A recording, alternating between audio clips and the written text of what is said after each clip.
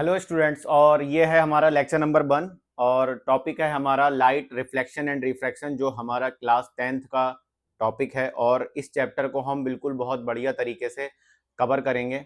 ठीक है, इसमें हम सारे के सारे जो सीबीएसई बोर्ड में जो हमारे क्वेश्चंस आते हैं और एनसीईआरटी के क्वेश्चन और एससी वर्मा एक बुक है, ठीक है, क्लास 10th में फिजिक्स की, तो उसको भी हम कवर करेंगे। तो शुरू करते हैं अपना जो पहला लेक्चर है, लाइट रिफ्लेक्शन एंड रिफ्रैक्शन। इससे पहले मैंने लाइट रिफ्लेक्शन एंड रिफ्रैक्शन पे पहला लेक्चर डाल रखा है, लेकिन उसमें कुछ वॉइस का इशू था, है ना। वॉइस थोड़ी सी सही नहीं आ रही थी, लेकिन उसको मैंने पूरा एक्सप्लेन किया था। तो मैं सोच रहा हूँ कि शुरू से ही नई शुरुआत करते हैं और ये लेक्चर नंबर हमारा 1 है। तो सबसे पहले हम स्टार्ट करते हैं इंट्रोडक्शन पार्ट। ठीक है, सबसे पहले हम थोड़ा लाइट के बारे में जानना चाहते हैं कि भाई असल में लाइट जो है वो हमारी है क्या।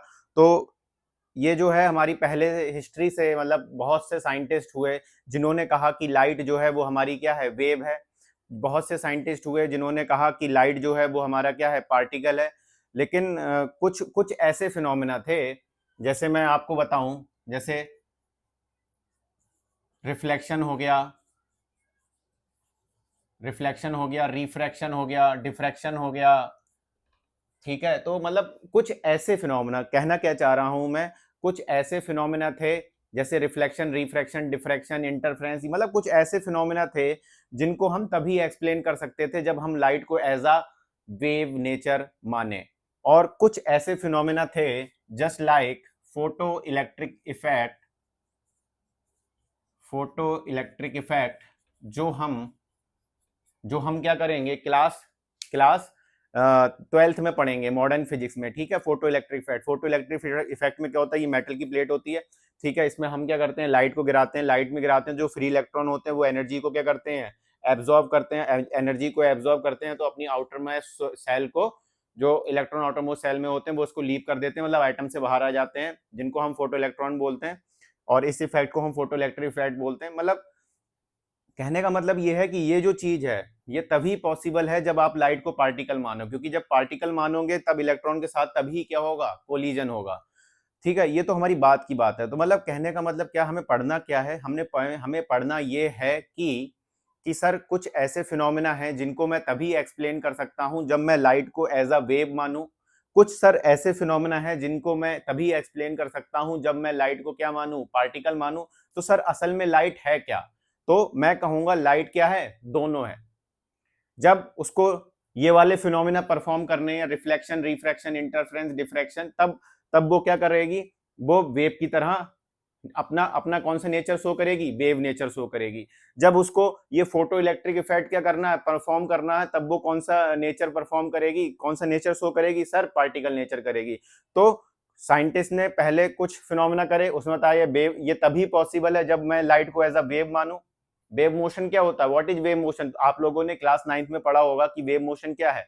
तो वेव मोशन क्या होता है, transfer of energy without transfer of particle, that is called wave motion. Okay, ठीक है, फिर अपने 9th में पढ़ाता हूँ कौन किस तरीके की वेव होती हैं, मैकेनिकल, नॉन मैकेनिकल, उसको अपनों को नहीं जानना है। बस अपनों को ये समझना है कि अगर कोई हमसे पूछ ले कि लाइट असल में है क्या, तो उसको हम क्या बताएंगे। तो हम क्या बता रहे हैं कि भाई कुछ ऐसे फिनोमेना है जिनको साइंटिस्ट तभी एक्सप्लेन कर पाएंगे जब उसको light as a wave treat करें, और कुछ ऐसे फिनोमेना है जिनको हम तभी एक्सप्लेन कर पाएंगे जब लाइट को हम as a particle nature treat करें। तो असल में लाइट क्या है, लाइट क्या है, दोनों है। इन फिनोमिना के लिए वेव की तरह बिहेव करेगी, इन फिनोमिना के लिए पार्टिकल की तरह बिहेव करेगी। तो लाइट असल में क्या है, दोनों है। और इसी ही को हम कहते हैं dual nature of light. Okay, so light is not a wave, light ना तो वेव है, लाइट ना तो पार्टिकल है। It's show both wave nature as well as particle nature. Light क्या करती है, दोनों नेचर शो करती है। और इसी को हम क्या बोलते हैं, इसी को हम बोलते हैं dual nature of light, that is called duality of light. Understand? Okay, okay sir. तो हमने क्या समझा सर, हमने ये समझा कि भाई लाइट जो है ना तो हम उसको प्रॉपरली पार्टिकल नेचर बोल सकते हैं, लाइट को हम ना तो प्रॉपरली वेव नेचर बोल सकते हैं, वो हमारी क्या है, वो हमारी दोनों है। इसी को हम क्या बोलते हैं, डुअलिटी ऑफ लाइट बोलते हैं, है ना। बात आई समझ में? अब इसके बाद हम आगे चलते हैं। इसके बाद जो डेफिनेशन जो हमारे स्कूल वाले वो जो पूछते हैं वो हमारा क्या है, light is form of energy which excite. Light क्या है? लाइट क्या है? एक एनर्जी का फॉर्म है, ठीक है, एक सोर्स ऑफ एनर्जी है जिसकी वजह से हम आसपास की चीजों को क्या कर पाते हैं? देख पाते हैं।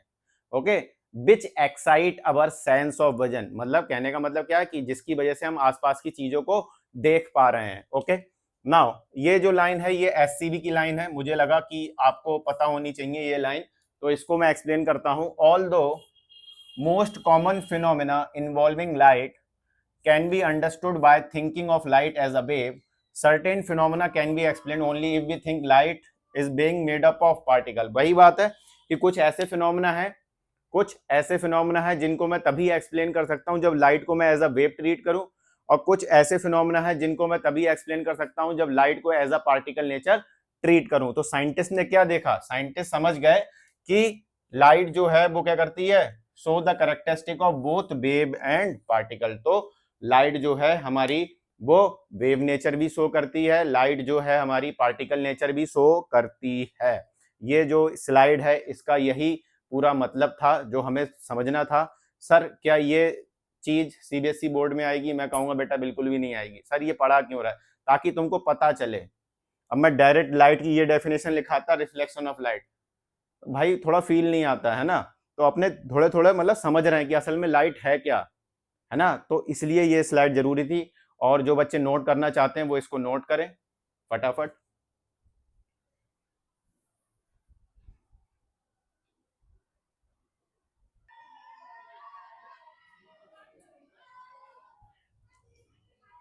तो हम स्टार्ट करने जा रहे हैं नेक्स्ट। हमारा जो टॉपिक है वो हमारा क्या है? प्रॉपर्टीज ऑफ लाइट के बारे में, है ना।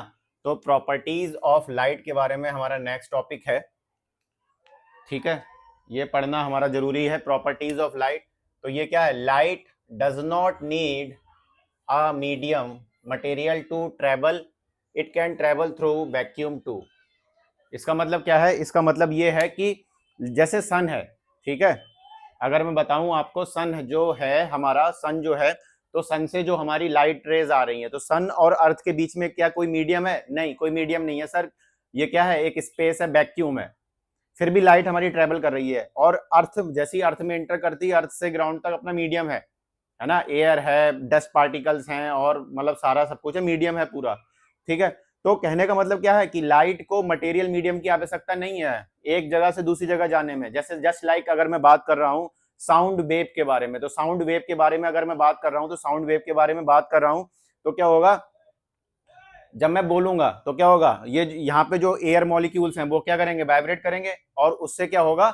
वो साउंड जो होगा वो हमारा ट्रेवल करेगा। तो अगर इसमें, इस कमरे में अगर मैं वैक्यूम कर दूं, तो क्या मेरी आवाज यहां से वहां तक पहुंच पाएगी? सर नहीं पहुंच पाएगी। तो इसका मतलब क्या है? इसका मतलब ये है कि साउंड को सर मीडियम की आवश्यकता होती है फ्रॉम एक जगह से दूसरी जगह प्रोपोगेट होने में, बट जो हमारी लाइट है उसको मीडियम की आवश्यकता नहीं है। तो that is the first property of light, light does not need material medium for propagation. Okay, and the second property is what is the speed of light? Light travel at a tremendous speed whose value is 3। तो जो light की जो बेटा speed होती है वो हमारी कितनी होती है? 3 इंटू 10⁸ मीटर पर सेकेंड। तो इसका मतलब क्या है? 3 into how many times? 8 times 0. This is the speed of light, okay, meter per second. So this is the speed of light. Light travel at a tremendous speed whose value is 3 into 10⁸ meter per second.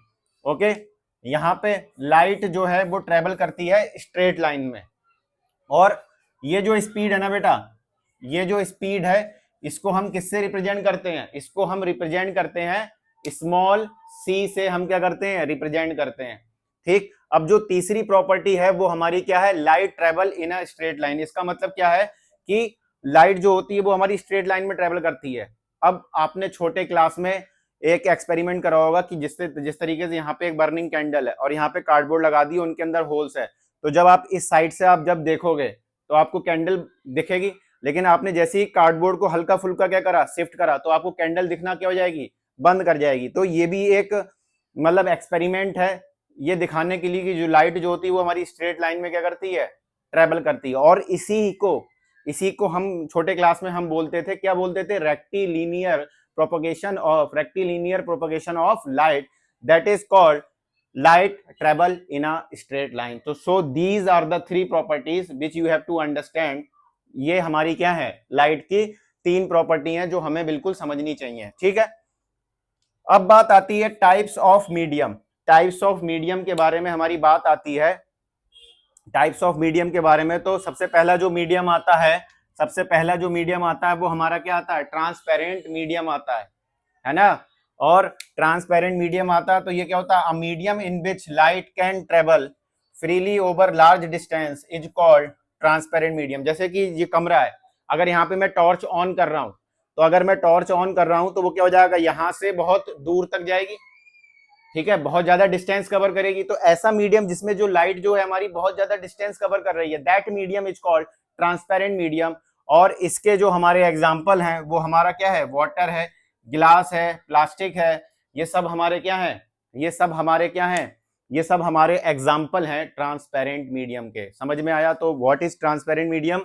A medium in which light can travel freely over large distance is called transparent medium. Understand? ठीक है sir, ये paper में आएगा, ये भी बेटा paper में नहीं आएगा, ठीक है, सीबीएसई के। लेकिन क्यों पढ़ रहे हैं, ताकि हम आगे अपना जो हम स्टार्ट करें, आगे मैं शब्द बोलूंगा कि रिफ्रैक्टिव इंडेक्स में बोलूंगा गिलास है, ये ट्रांसपेरेंट मीडियम है, वाटर है, ट्रांसपेरेंट मीडियम है। तो वहां पे तुम लोगों को समझने आना चाहिए, ठीक है, तुमको समझ में आना चाहिए कि भाई लाइट की स्पीड जो होती है वो कितनी होती है, 3 × 10⁸ मीटर पर सेकंड होती है, अप्रोक्सीमेट वैल्यू है ये। सर इसको हम किससे रिप्रेजेंट करते हैं, सर हम इसको स्मॉल सी से रिप्रेजेंट करते हैं, है ना। तो जिन बच्चों को नोट करना वो इसको नोट करो फटाफट।